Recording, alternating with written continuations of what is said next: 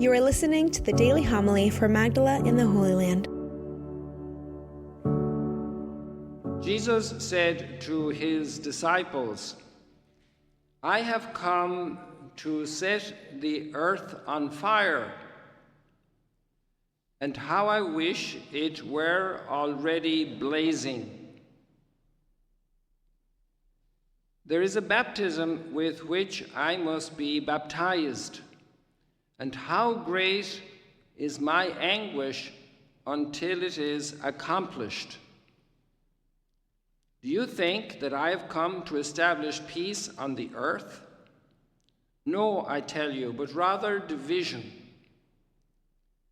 From now on, a household of 5 will be divided, 3 against 2 and 2 against 3. A father will be divided against his son, and a son against his father, a mother against her daughter, and a daughter against her mother, a mother-in-law against her daughter-in-law, and a daughter-in-law against her mother-in-law. The Gospel of the Lord. Praise to you, Lord Jesus Christ. A few decades ago, we had a big event in the United States, and it took words from today's Gospel, set the world ablaze, or set the world on fire, one of these two.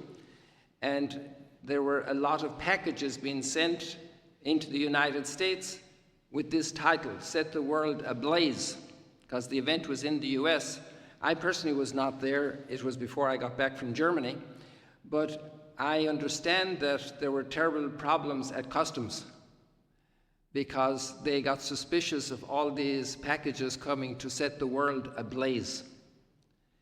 And that might be a funny comment in more serene times, but it's interesting how this word, which has meant so much to so many people, especially St. Catherine of Siena, saw that as the identity of our vocation, to set the world ablaze with God's love, with the fire of God's love. When we see an image of the Sacred Heart, these older traditional images, they often had flames of fire coming forth, the fire of Christ's love. And there are different meanings at the time of Jesus. When Jesus is speaking with biblical images to the people, the images they have in their mind and their heritage are the images from the Hebrew Scriptures. So we look back at the Hebrew Scriptures and we see fire is used as a symbol of God's loving protection, the pillar of fire accompanying the people coming out of Egypt to protect them. A pillar of fire. God's loving protection, his powerful love is going to protect them. We see it later in Leviticus. It's a purification, judgment, especially judgment, through the trials the people have. And they will be sorted out, what is going to be lasting and what is not lasting. And the same image is really used later as well for gold, that gold is purified 7 times in the fire to be absolutely pure. So there we have a background to this word that Jesus says to set fire on the earth. And the thought of the judgment is very much part of the liturgy in this last month of ordinary time. We are in week 29, and we have 33 weeks maximum, depending on how the year starts out later in January or earlier. And so we have the ordinary time. And so we have just a month left. And in this month, because of the conclusion of the liturgical year, it's also a metaphor for the conclusion of our life. And so we will have many passages referring to the end times and to judgment. When we see the word of fire in relation to purification, what survives in a fire? It's not that much. Maybe metals survive in a fire. So what's going to be lasting in our lives? That's a very big question. And how do we experience fire? And there we could maybe get a clue from the second metaphor that's used, or the second image Jesus brings about family division because you're a disciple. And maybe years ago that was not an issue in cultures that were homogeneously Catholic. Everybody went to Mass, everybody understood about family life, married life, everybody understood basic things about honesty and cheating and telling the truth and respecting property, respecting people. There was a general consensus that was not split in the population. And now it's a little different.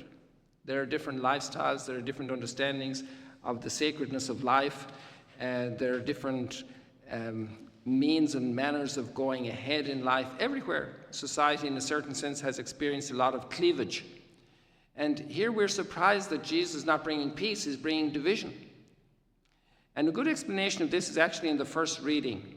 And Paul is looking into our own heart and seeing about the struggle that's inside of us. It's not just that there's division in the family, there's division inside of each one of us.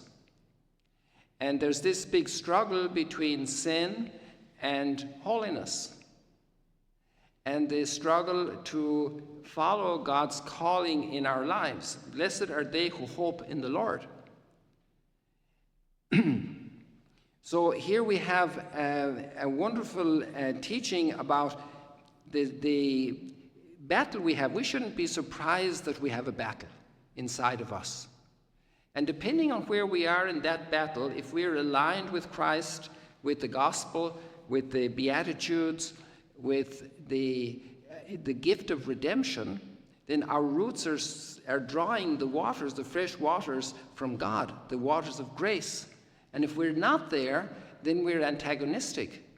We're fighting. I think I referred to that even yesterday. 2 days ago, I stumbled when I was uploading the Instagram on a famous Italian singer, and his song really reflects a tremendous divide inside his conscience and how he's drawn in one direction, but he knows it's wrong. And he's expressing that in his song. It's very powerful. And so St. Paul is commenting in another text how I am such a divided man. I do what I don't want to do. I think we even have this tomorrow. And I don't do what I should do. Maybe we won't have it because of the apostles. Let's see. And I just read it for you. For I do not do the good I want, but I do the evil I do not want. And so we have that interior division. And if we're doing the evil, then it's our let's say we have a culture around us that's doing evil, and we choose Christ because of our baptism, because of grace working in our lives, then it's going to rub the other people the wrong way. And Jesus didn't promise us that we'd be all applauded for following him. He promised us the cross. He promised us a life of conflict, a life of challenge.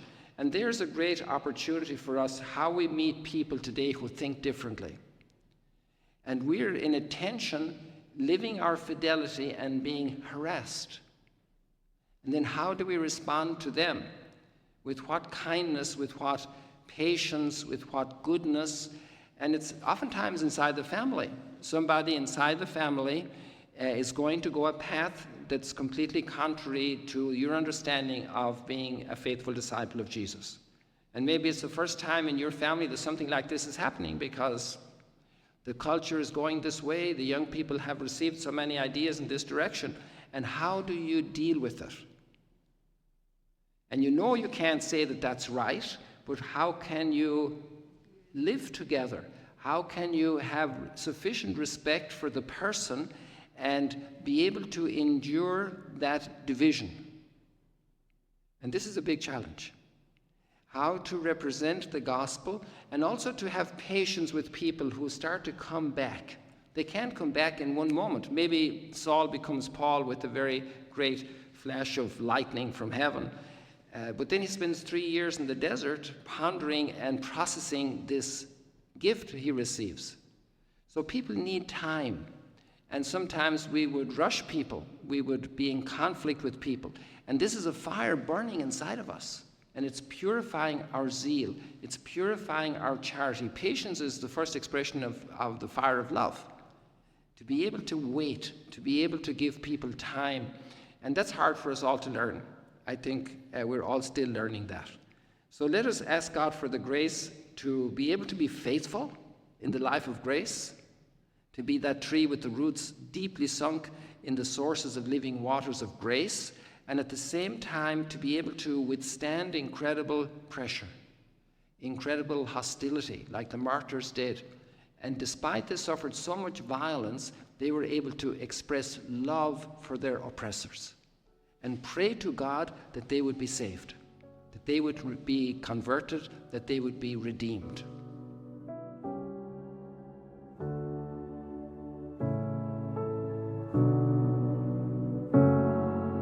Thank you for joining us today.